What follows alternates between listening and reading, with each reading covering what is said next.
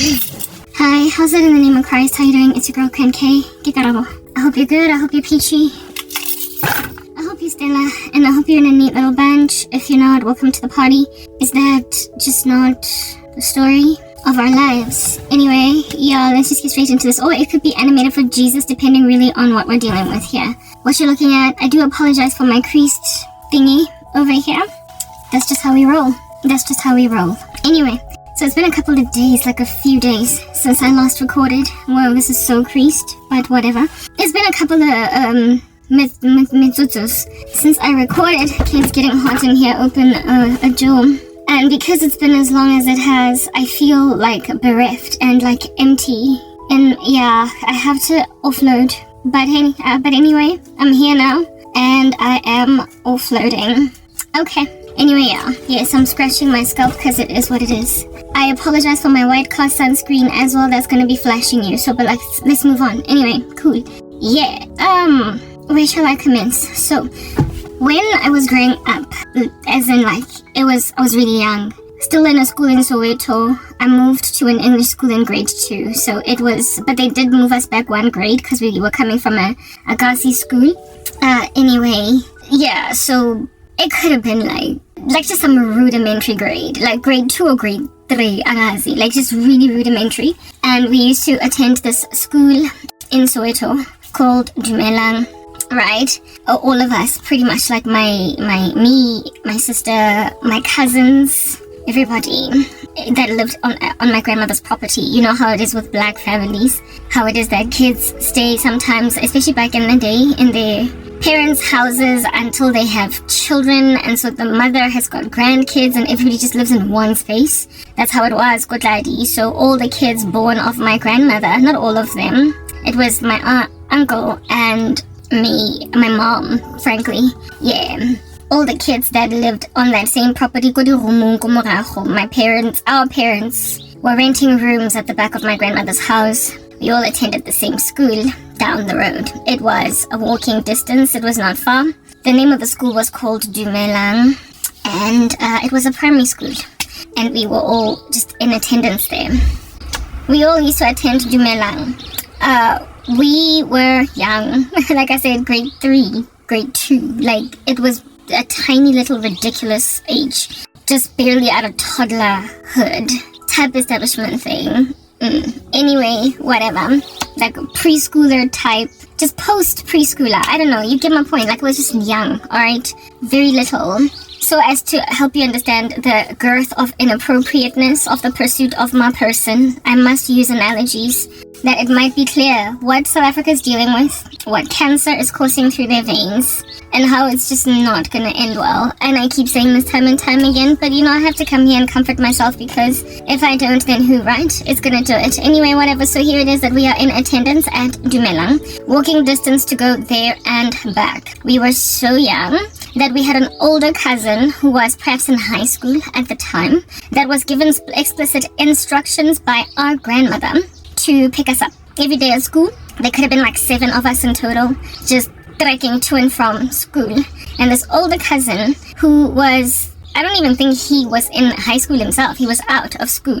Yeah, so he probably was like, what, 20, 21? Yeah, type thing. Maybe, yeah, about 20, 21, I don't know, like, or maybe even 18, 19, but I do not believe that he was in school at the time. But this older cousin was, like I said, given an explicit instruction by my grandmother to pick us up.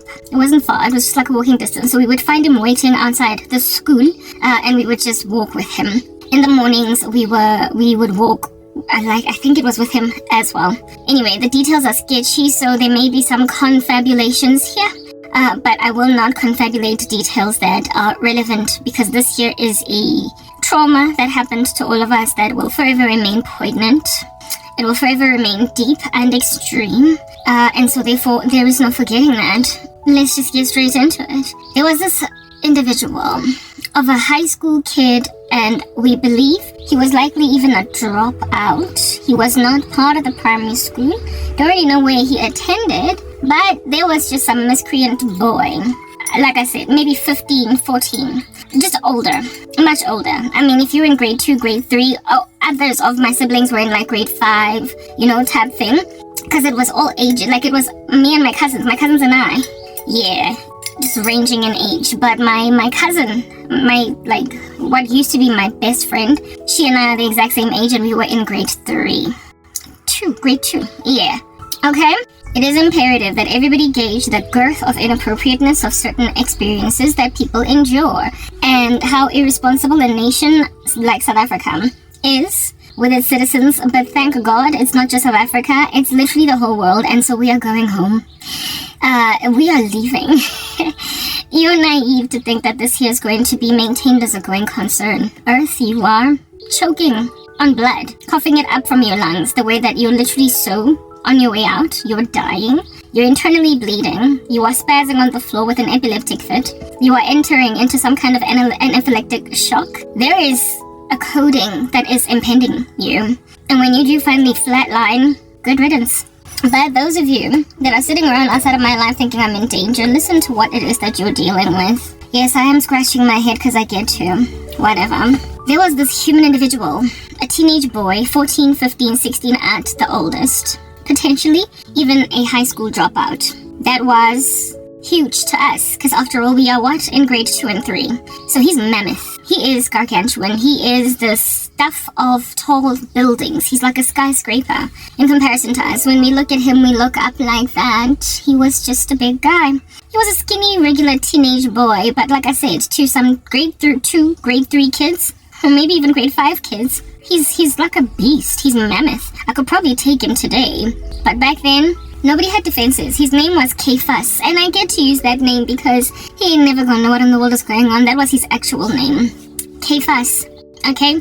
K-Fuss. His name was K-Fuss. That guy, because of that name, because of his antics, ever since then, I've always just had a PTSD that rocked up in my bones whenever somebody's name would be K-Fuss, to a point where even the K-Fuss musician guy, the K-Fuss singer, right? I was like, maybe he's a gangster too. I just have a thing when I hear the name K-Fuss. It doesn't sit right with me, because this dude, this bugger, that K-Fuss was so incredibly terroristic. He was just such a menace to us all. He was so incredibly and voluptuously destructive to our peace that his name now rings a PTSD bell. And I kind of cringe every time I listen to anybody whose name is K-Fuss. I'm like, oh, you've got the name of that little animal. Because K-Fuss is the kind of person that induces a severity of post-traumatic stress. Like, they cause people to get checked into psychiatric hospitals. Whenever their names are mentioned, people enter into a frenzy, a trance, like some kind of a catatonic state, because they're that bereft. The kind of person who, upon their victims seeing them or hearing that they've been released from prison, would cause a person to just have a heart attack by mere virtue of the fact that, oh, not again. Like, people just die because this guy has been loosed from jail. Because really, like, yeah, they induce that much stress in a person's body, release of cortisol just spraying out there like showers of a thunderstorm, sufficiently to kill some, yeah. Type of people to bring strokes into people's bodies, and brain aneurysms, whatever could be the ripple effects of a body just shutting up, just shutting down because you have happened upon some news. Like, they bring panic attacks, just an episode induced by post-traumatic stress. When you're that guy, I really do apologize ever so richly. I don't know why you think you're special. I really don't. I don't know why you think it's great to be so freaking scary. But anyway, whatever. So K-Fuss, let's carry on talking about this little miscreant. 15-year-old boy that was the bane of, no, not just our existence, but the primary school's existence. The whole primary school of girls was out here in fear of this teenage boy that was like a freaking terrorist. You know what he reminds me of? In the US, there was this little boy that was just like super murderous or whatever. Very scary. I think his name was called Yummy Mummy or Little Yummy or Yummy Dummy. Whatever, some yummy kid that was just a murderer. A psychopath. He died, I believe, at the age of, I think, 11 or something. But by the time he passed away, he had murdered so many people. He was just crazy, crazy, crazy. Psychopathic. But you see, he was a kid. And there was something extremely unhinged there. Makes you wonder what in the world is going on with that foundation, right? When a kid does stuff like that, it's like, what do you do? Like, what is going on? Hey? Like, there's no conscience. Like, this person has been trained like a child soldier to just essentially be a killer. Yeah, a little yummy, or whatever. Yeah, this Cephas menace was like yummy, but like a little older, and slightly less homicidal, nonetheless similarly scary, because he was a terrorist, the bane of the entire primary school's worth of girls' existence, and also boys that could not stand for these girls. Okay, listen to like Cephas's general rap sheet. This guy would stand outside of the school waiting for kids to come out. That's why I believe that he was a high school dropout. He could not have been older than 16. Yeah. This menacing child, whose grandmother, frankly, should have just pungaed him when he was just 2, but let's just move on, would stand outside of the school that we used to attend, Dumelang, wait for the bell to ring, ding, for us to be, dismissed to go home now. And he would just make a pick which girl he is going to insist is his girlfriend. And you see, he was a bully. Cephas didn't really do this to high schools in the area. He did not terrorize the girls of high schools like he was a teenage boy. Yeah? The Takatsakake, they are in high school. That's what's good. But this little miscreant chose a primary school. He chose a primary school because he wouldn't be able to stand against the big tall boys of high school that see it fit to protect the girls of high school. Because this guy was such a terrorist that other guys, other little boys, other individuals, other children essentially just were in concert concerning the menace that this guy is. Everybody just literally had a bone to pick with whatever under heaven of a menace and a nuisance that he is. Therefore, he would never have been able to stand outside of a high school and get away with it, because high school boys are gargantuan. They've got these Adam's apples, they've got all these muscles, they're athletic, they run like lightning strikes, and their punch can lay a 40-year-old man on the ground for 2 hours, all concussed, not coming up for air. So he didn't stand a chance with high school boys, who saw it fit to stand for the high school girls that this guy was terrorizing. He was not a sufficient gangster carrying weaponry and everything to scare even high school boys. He was just a freaking bully. That's all he was. A bully that didn't carry a knife, he didn't carry a gun, he didn't have any weaponry. But like, he was scary to some little children. Like I said, he was gargantuan to us, because after all, grade 2, grade 3, what are you gonna deal concerning a 15-year-old chunky beefcake? I mean, what? The guy was not even all that thick, but he was big for us. So that's just what he did. He made his pick. He decided that a primary school is what we're gunning for. So herein lies this gargantuan buffoon that is insatiably arrogant, albeit being arrogant nonetheless is quite scary to a people that have yet to recognize the exquisite arrogance of said beast as this. We are yet to realize that he's just this like cloud without rain, this threat, this beep that really is not going to produce anything at the end of it just beeping all night, other than just scare some people that what happens at the end of the beep. Is there going to be a bomb? Is it going to explode? Maybe we should run. And then the beep just keeps beeping all night, and then you come to learn that, oh my goodness, it's just an annoying beep that does not have any real consequences in the end. That was Cephas, you guys. He was a beep. That's like in the climate of people imagining that there is a bomb in the room, when all that there is just some like irritating watch that has no ramifications in the end on the other side. Yeah, but he was still scary because we still thought he was a bomb. Because of the fact that he was not a real bomb, he couldn't stand against high school kids. Like I said, he had no weaponry. Therefore, he did not terrorize high schools. He terrorized primary schools. Our primary school in particular, that is Dumelang. He wanted a girlfriend. He wanted nje ukujola. He wanted to fraternize, have sex. He broke his virginity one day, discovered that it's fun to have sex, it's pleasurable, and then decided that he is going to just, take the bodies of little girls. That he is going to essentially shella little girls that he can then just cause to disappear into some strange corners, and then he would have sex with them because it was apparently fun to have sex. No conscience, he was just like little yummy. So he was a little bit of a sexual predator, this guy. This Cephas Oki. He wanted the bodies of little girls. This 15-year-old, 16-year-old boy wanted the bodies of little girls. Yes, he was a terrorist. Okay. Since he could not consensually get the bodies of teenage girls that are naughty after having sex, he decided that he's going to ransack children that aren't even thinking about sex. That aren't even thinking about ujola. We're just in primary school, going to school and coming back. We are not thinking about any such licentious things. We are not yet debauched like high school kids. We're just innocent primary school children. But this guy was like, I don't care, because if you've got certain anatomy, you're good as game. Yeah. Cephas. Very well. This Cephas dude would stand outside the school. Essentially, if you were not pretty, or if you were regarded as not typically pretty, you were largely safe. So basically the yellow bones, you know how in the black community there's like a problem with colorism? Yeah. Yellow bones were in danger. Yellow bones, like little yellow-boned, light in complexion black girls, were in trouble. Yeah. Because of colorism in the black community, young kids that are darker in complexion tend to be largely just ignored. It's like, we're not important. I'm darker in my shade. Do not look at this white car sunscreen and whatnot. But I would qualify generally as a dark in complexion girl. And for the better majority of my early life, I was largely, nicely, beautifully ignored.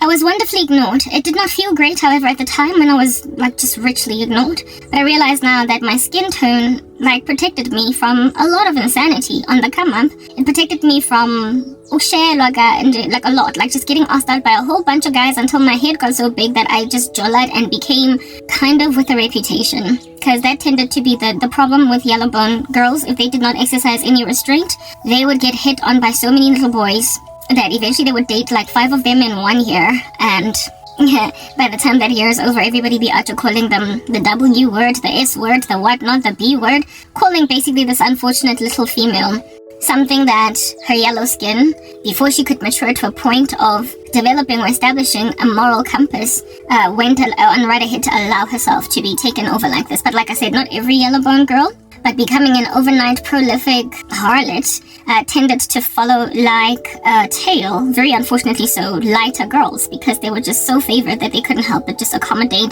the cute dude that they have a crush on, and it would be then 7 cute dudes, like I said, in 1 year. So praise the Lord that I didn't take my mom's skin complexion, but a combination of her and my dad. I'm slightly darker. Because of me being dark, I was ignored.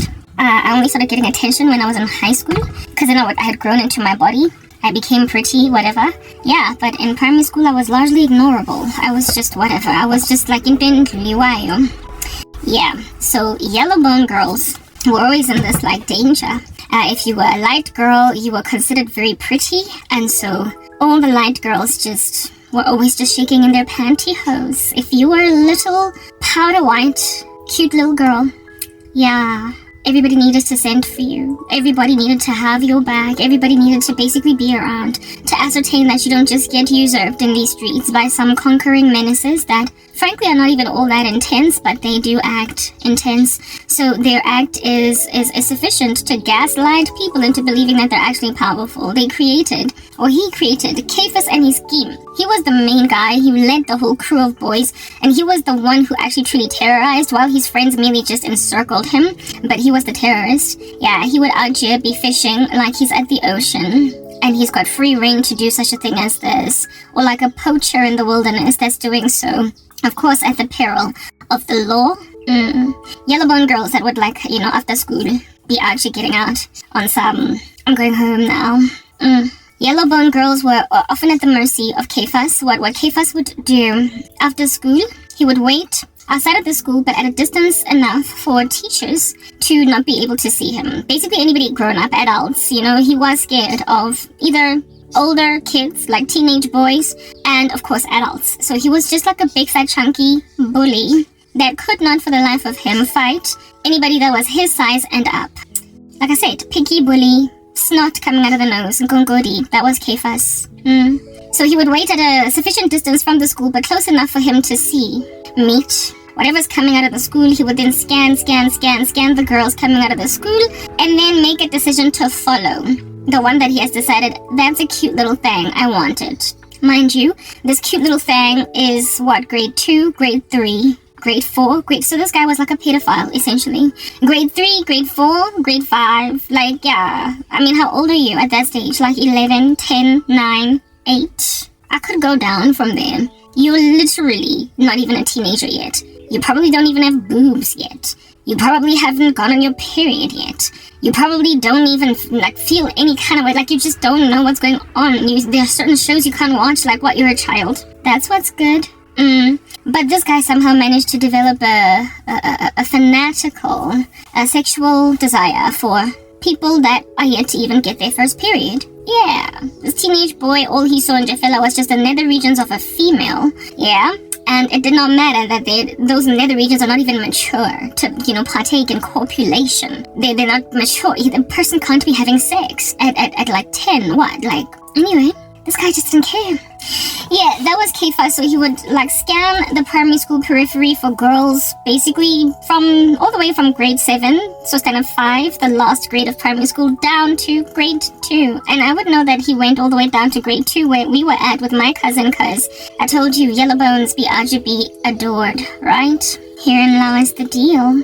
I have a cousin. I would say had, but really, blood remains even though you have no care for that individual anymore. So it's present tense, I have a cousin, but guess what I don't have anymore? A best friend. So that's a goner. That's out the window. Fly like a bird. Goodbye.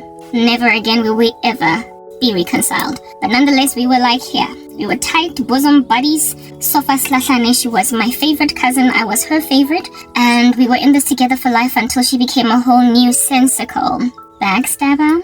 Anyway, nonetheless, in the days of her innocence, before she became a ravenous psychopath, this here cousin was beloved by me and of course by everybody. I mean, she was our person. Type thing. She was beloved. Today we really don't care whether she lives or dies, but then she was beloved. Okay. And just like me, she was nice and innocent. She was a child, just like me. Born same year, so same age, everything. Yeah, we out here rolling in these grade 2, grade 3 streets. And there was some psychopathic little yummy teenage boy outside of the school. My cousin was a yellow bone. She, if at all we had a girl band, would be the Beyonce. She was always being spoken of as looking like a colored little girl. Even though she was black, colored is a mix between black and white. Mixed race, basically. And on the come up, I was always ignored in favor of her, but I didn't care. I was a child. These things did not quite afflict me. Every time there was a little pageant in Soweto for little girls to join it and be all cute, they would knock on my uncle's door. Coco, can we please enter your daughter in the pageant? She's just so cute and she could win. So my little cousin entered little pageants as a girl because she was just this bright yellow bone with all this hair type setup thing. She was just a cute girl and I was always in her shadow. I was always just kind of fading in the background because I was just some dark girl that nobody cared about. I remember when they were asking for her to join the pageant, the guy who rocked up was like, can your child please join our pageant? And I was out here on some, we're gonna join pageants. I'm really excited. I want to join a pageant. And then this guy looked at me and he was like, not you. He was so mean. He was like, Isimwen, not you. Whoa. Yeah, that was the first time that colorism really slapped me upside the head. Here was this adult man, this grown man, likely in his late 20s, early 30s, telling a little girl, crushing her dreams and her hopes, that you're too ugly to join a pageant. Anyway, yeah, let's move on. He tells me, not you. We want the other girl over there. At which point I was like, oh. So I just used to take in my stride as a kid on the come up that I'm not the pretty one. Don't nobody care about me. I am the ignorable one. I am the invisible one. I am cellophane. People walk right by me and see right through me and never know that I'm there. And I didn't mind. I didn't care. Thank God. I didn't mind and I didn't care because I was just too much of a child to be focused on stuff like that. And when I got, like I said, to high school, things changed for the better because I believe in high school. I believe in high school it would have really hurt to basically not be regarded, because that's when you start to notice stuff. That's when you start to kind of look at boys. That's when you start to want to be wanted. That's when you start to want to be pretty. And yeah, if I was still treated like the way that I was treated on the come up, it would have probably really crushed my self-esteem. I don't know, whatever. So I was an ugly duckling that did become a swan. That's what I'm getting at. But my early days of being an ugly duckling protected me from, first and foremost, harlotry, and secondly, boys. Not boys, what is called, yeah, just coercion. From exploitation, just too much attention on the eyes of a kid that is impressionable, that does not yet know the importance of maintaining or protecting one's virtue, keeping oneself in a bunch. Yeah, too much favor on a little girl is dangerous. if she is not properly trained and constantly just communicated to by voices of reason as to how to conduct herself and how to protect herself from being just squandered in these streets, she could end up a harlot. I saw it happen with so many of my yellowbone friends. It was just like clockwork. It was always the yellowbone girls that were all over these streets because they were just so sought after. The attention was hard to ignore. Yeah, not all of them, of course. There were others that were a lot more regulated. They were tempted. They were cool. They were basically taught well. They were raised right. And in and of themselves, they had their own decision that they made that I could go and to yeah, but some of them just let themselves end up being called harlots. It was always us, the dark girls, that were chilling there with nobody coming to say, hi Karabo, can I talk to you? Hi Lerata, can I talk to you please? At the flagpole.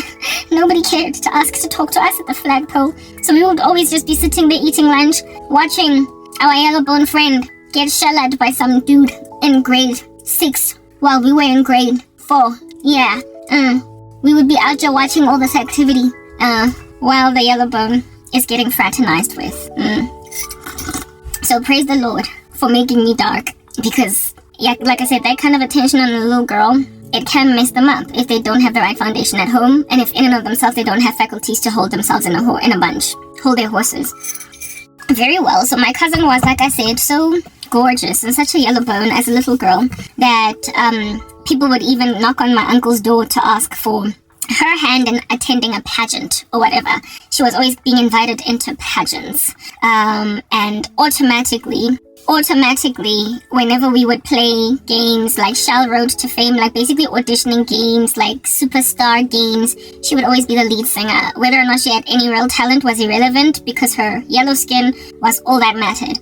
It's similar to what happened in Dreamgirls with Jennifer Hudson. You know how Beyonce was given the lead role because, Beyonce was given the lead role because she was a yellowbone, even though Jennifer Hudson was the one with the pipes, like the one that was actually really truly, lead type thing. That used to happen with my cousin all the time. Like, it did not matter who in the crew of girls out of us or was actually really truly with this particular skill, that skill, including me. She was always just in the forefront, number one, because of her super bright yellowbone general nature. Okay, cool. Now that you have that information at your disposal, now that you have seen what colorism does in the black community, even to children, let's move on. Okay, here's my cousin, being this yellowbone that I have described, even gets invited to pageants by onlookers into the family dynamic. And we've got a little miscreant that considers beauty to be indeed that which is worn by a yellowbone. And he has been picking them out like fishing at the ocean over the past couple of months. He's just a terrorist, maybe even years. And unfortunately for us, my cousin caught his eye. My cousin caught his eye. My cousin caught Cephas's eye. Alright, yeah. My cousin caught the eye of Cephas. Now, so you can understand what a Cephas in the operator joan. This guy would wait, and then he would pick the yellowbone rough. Like, the kid, he would literally just take her hand, just rough, and then this child would have to just walk with him. She would have to go, because she's walking with 4 other children. 5 other children, crews of friends, because that's the way that it is in Soweto, by the way, those of you that don't know.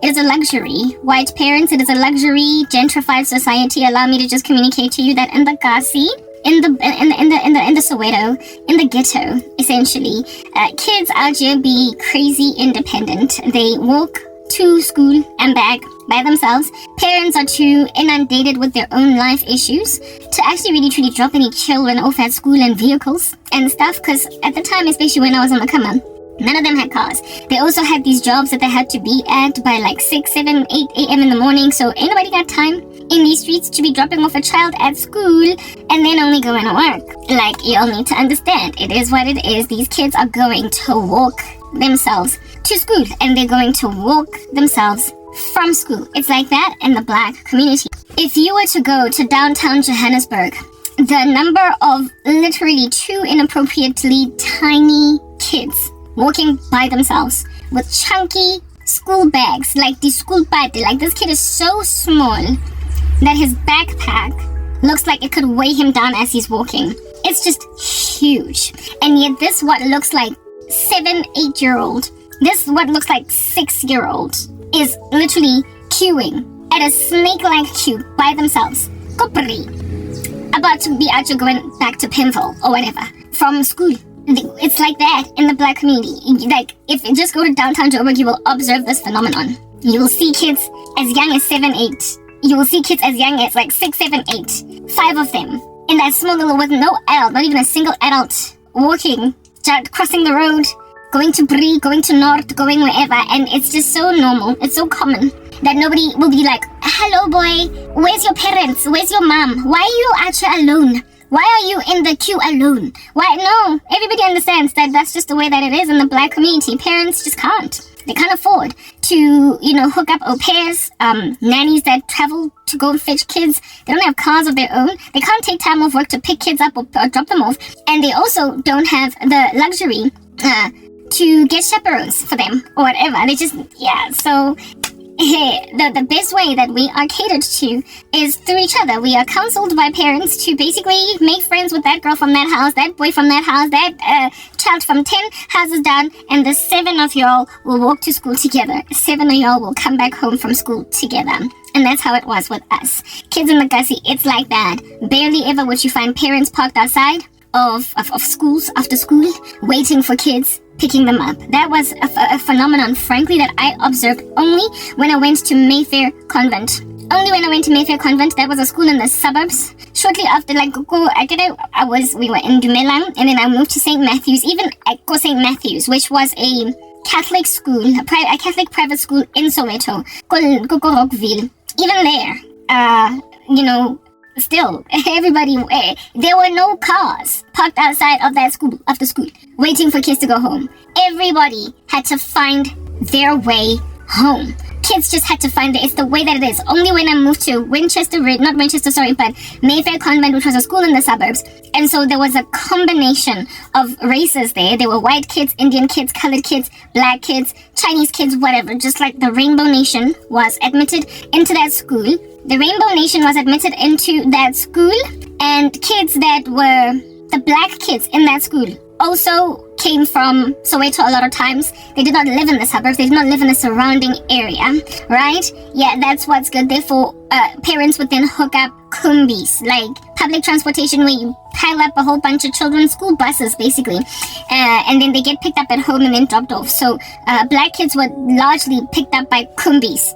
That's when, however, that whole kumbi system only happened when I was in Mayfair Convent. We didn't even have a kumbi system because it was too close for kumbis. You get admitted into a school that is in your neighborhood, even if it's a 1 kilometer walk. So just find other kids to walk with type thing. So kids just kind of were stray bullets, just doing their own thing by themselves. And also the picking up of children by parents. I also made an observation of that at Mayfair Convent because, like I said, there were colored kids, white kids. Yeah, and in those communities, parents be out picking up their kids, dropping them off, whatnot. But the independence of children in the black community is such that we are left out there to figure these streets out, feel our way through. And we grow up and we make it. We survive, we don't die. We don't get raped, we don't get taken, it's just, like, Papa, people just watch it, go to downtown Joburg, you will see, I don't know if it's still a thing, but it probably is, because black people are still suffering. There are just these, kids walking through downtown Joburg that are much too young to be alone, and it's just walked right by. Nobody asks this child, where's your mama, what's going on, are you lost? This kid is so determined with this big, fat, chunky school bag, that nobody, people just get it, that uyako Brie, uyako Norte, and he's gonna get home. Yeah, well, of course, then it was no different at Dumelang. Ain't no parents out here standing outside of the school to see some bully kid out here, low-key kidnapping temporarily, seasonally, their girl or their boy. Not their boy. This little miscreant was all about taking girls. Anyway, whatever. So there were barely any teachers outside of where this guy was at, and there were no cars. There was not just a general presence of grown-ups. Just us coming out. In the clubs, in the bands that we tended to walk with after school, going to wherever we stayed. Do you understand? And that's the perfect environment for predators. And Kefas was a 15-year-old, 16-year-old predator, and he was out here fishing, alright, scouring the environment, scanning that periphery as with a periscope for little girls that he could just exploit, that he could just violate, that he could just etc. And my cousin unfortunately caught his eye. My cousin caught the eye of Kefas, and And my cousin was with me in grade 2 or 3. Okay, yeah, she was with me in that grade. So we're that young. Do the mathematics as to how old a kid in grade 2 or 3 is. We that young. We that little. We are that crazy little. My cousin, however, did look slightly older than me, even though she was my age, because she was chubby-ish, she was bigger, she had a little bit more meat on her body, type thing. And at that time, she was taller than me, but I'm the one here now that's tall, because growth spurt caught up, my genes caught up. I'm quite lanky now, but she, of course, because she was born first, was taller than me. So she was tall in the beginning, and she was also she looked like she could have been, even though she was in grade 2, 3, she looked like she could have been in grade 4, 5, maybe even grade 6. Okay, so that's what my cousin be out here looking like. So this dude is thinking, hello, my size. This little miscreant is thinking, I like that one. She's cute. Yeah, she's cute. That's what's good. I like her. She's cute. This K-Fuss dude had a girlfriend. Alright? Oh, goodness, these stories. I need to pee. Let me just let this 3-minute cycle expire. And then I'll go use the toilet. I'll use the little girl's room. He had a girlfriend. And the girlfriend was in high school. Okay? And it was a girl that everybody knew that was his basically main chick, but it did not matter that unanale girlfriend. And this girlfriend of his, I'm so kind of pressed to pee, was with grand reputation. Her name was Hetia. Literally, that was the name, Hetia. I don't even know what was going on over there with the parents at birth. I'd be naming a child Hetia, but that's just the black community. Like, kids be out getting named matric certificates, so I guess Hetia, I wonder today, like, what in the world? Hi, Hetia, can you please bring me the documentation for the project? Anyway, whatever. Weird names in black community. People eventually adopt them, even though they crease their foreheads when you first introduce yourself to people. Your name is what? Hetia. God, I was sneezing. Anyway, this chick's name was Hetia. She was in high school, and she was attending school, so she wasn't a dropout or whatever. And her boyfriend was K-Fuss. We knew that they were dating, these two, because the stories that were doing their rounds were doing their rounds. Okay, this chick had just the most hard knock and most intense reputation. Okay, I need to go and pee. Okay, I'm back. Yeah, Hetia, right? This guy had this girlfriend in high school by the name of Hetia. And Hetia was a woman of reputation. She was a girl of reputation. She had been around, alright? She essentially was what would be called a village bicycle. She had slept around a lot with a lot of the guys. She was well known for certain behavior in that environment. And Hetia used to date K-Fuss. I guess she didn't care that the guy was not in school. She was in high school. And this K-Fuss man, dude, boy, was used to that kind of servicing by a girl. He got himself nicely trained on being stroked and cuddled and straddled and basically fraternized with, partook in pleasure-seeking antics, hedonistic antics that, frankly, kids that young should not be engaged in. She was everywhere. She was all over the show. She was the bad girl. She was, however, age-appropriate for him. She in and of herself was also in high school, and with a little boy being used to such favors given him by another little girl, he then is going to basically demand that every other little girl help him in this regard. And, just basically, humor his sexual passions. He could have just stuck with his licentious girl that is happy to help him along. But unfortunately, K-Fuss was a boy, and men are built, if at all they are not in Christ, to be sort of kind of low-key ridiculous when it comes to sexual proclivity. They are promiscuous. They have got an inclination towards clubbing and banding many women together with a belief of limited ramifications to such actions as these. They enjoy being players. They are polygamistic in the way that they think, and absent of the Holy Spirit correcting this way of life, they expect every woman in these streets of the planet to just take in their stride whatever random nonsensical thing that they are, because apparently I'm a man and I've got needs and I've not been made for monogamy. So therefore humor me, you 5 girlfriends of mine, you 10 girlfriends of mine, because I'm having such a rough time being faithful. K-Fuss being a typical boy headed towards being a man, a typical man. To him, it was like, yeah, I have a girlfriend that gives me basically what I need, and there it's consensual, so there is no rapey, intention. To him, it was like, one is not enough. But you see, he wasn't a regular guy. Kefasu was not into consent, right? In a way that many of these playing miscreants are into consent. So now when you've got that mindset that I'm an animal and I just pounce on whatever I want because I can't help my animalistic nature, I just want 5 women at the same time. When you've got that mindset right next to, I don't gotta ask, I don't gotta be given permission, I don't take no for an answer. When you've got that built into the beastly animalistic contentment, just chilling in your sin nature as this like violent predator that is out here just having whatever you want, you're pleasure seeking, you don't care for brittling the flesh, for self-control, you don't care for any of that. Essentially, you then start to become like a sexual predator. Then you become a sexual criminal. When you mix the polygamy that dwells in the bones of men with entitlement, you become a rapist. Yeah. And Kefas did not have the self-control of most players in this world who will wait for women to say, fine, I'll have sex with you, break the hearts of women who are expecting this little animal to be faithful, but nonetheless, everybody here consented. Nobody raped anybody. Nobody shoved anybody down, on a wall. Nobody was pinned to the ground. Everybody consented, and just because your heart is bleeding does not mean that I raped you. You agreed. Unfortunately, that's just the way that life is for many girls. They are to be getting hurt by incontinent men. Yeah, but the ones that I'm actually addressing are the ones that don't care when women in and of themselves, when girls are like, ew, no. When women are like, I'm not gonna let myself be had by the guy that sleeps with 7 girls in one night. I'm not gonna partake in an orgy. I'm not gonna date the guy that slept with all the virgins in grade 9. I'm not going, when you're that girl, you frustrate the player. You frustrate the idiot that feels like he can get any woman he wants, because after all, actually he is largely self-controlled concerning rape. He doesn't rape, he just smooth talks, butters women up so that they will land in his bed, following which he just ditches. He just absconds. He leaves. Yeah. If you're the smart girl that can say no to the player, you're cut above the rest, you're different, you refuse to just be a number, a statistic in the midst of all this crazy.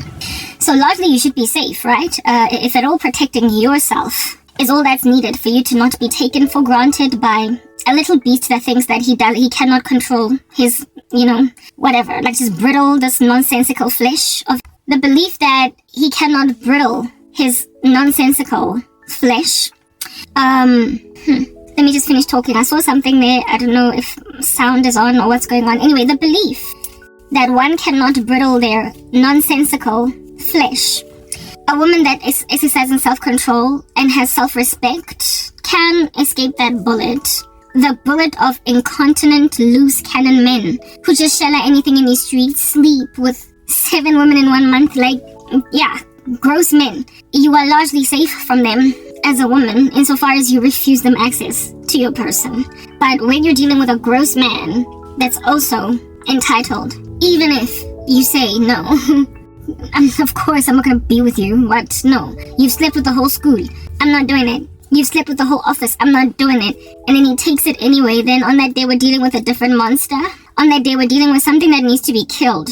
It needs to be moved out the way. It needs to be squashed. It needs to be revolutionized against. There must be a protagonist. If at all the police are not going to handle this person, there needs to be vigilante justice. Somebody needs to necklace this guy and turn on a matchstick. Telepetrol needs to go. Yeah, somebody needs to neutralize this little idiot. Like in the days of apartheid, this was called Jack Rowling. Jack Rowling. There was this prolific colored dude by the name of Jack Brown that used to just take girls after school and rape them and then just throw them on the side. Sometimes he would kill them. Yeah, well, when a community of people are suffering like no man's business and they don't have resources to hook up security systems in order to protect their girls, sometimes they just put a tire around your body, put some petrol on it, and then burn. Well, I'm a Jack Roller. Tend to Jack roll in an environment where girls don't have sufficient protection. But I'm a Jack Roller. Tend to die a horrific death at the hands of the mob. They die a horrific death at the hands of a community that cannot rely on the police. They cannot rely that anybody's gonna have their back, seeing as the voices of black people are largely ignored. These people die horrific deaths because this justice system is inefficient. Yeah, And that's exactly how it was in the days of my upcoming, where it is that we had like a low-key jack roller, but without the car and without the gun, out here terrorizing primary school kids, and yet was never apprehended by the police despite the manifold reports of girls to their parents at the end of the day. Kefasi was a little player that was having enough sex with his girlfriend Hetia, and whatever other teenage girl was prepared to do that with him, but for him, he was just gonna take what he wanted anyway, okay?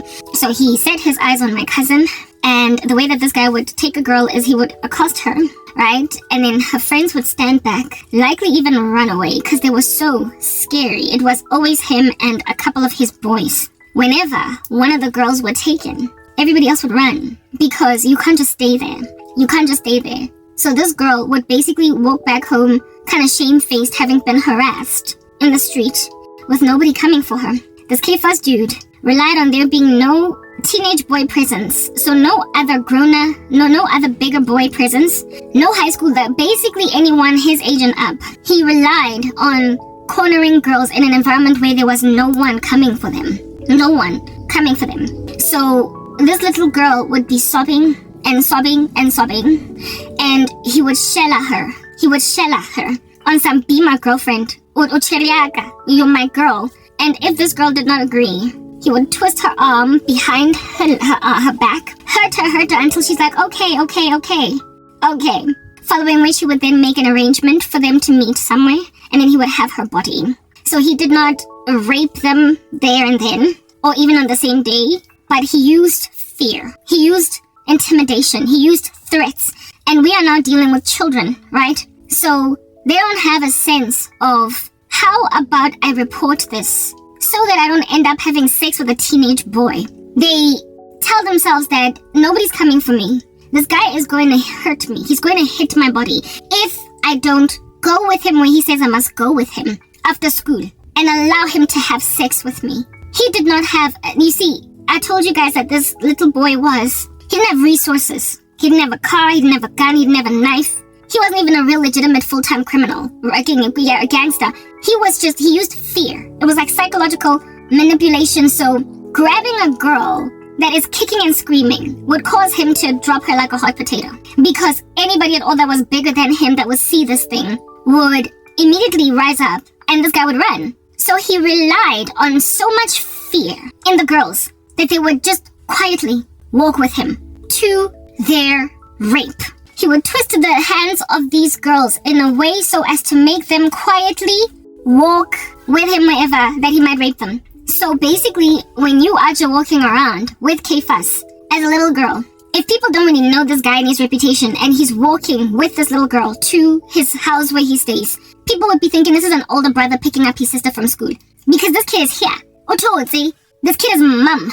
Do you understand what I'm saying? Ototsi. The kid is not saying anything. The kid is not screaming. The kid is not crying. The kid is just like, her face is down. Somber solos. Okay. It would take a very observant adult to notice that there's something wrong. There was actually a case of that nature in the United Kingdom.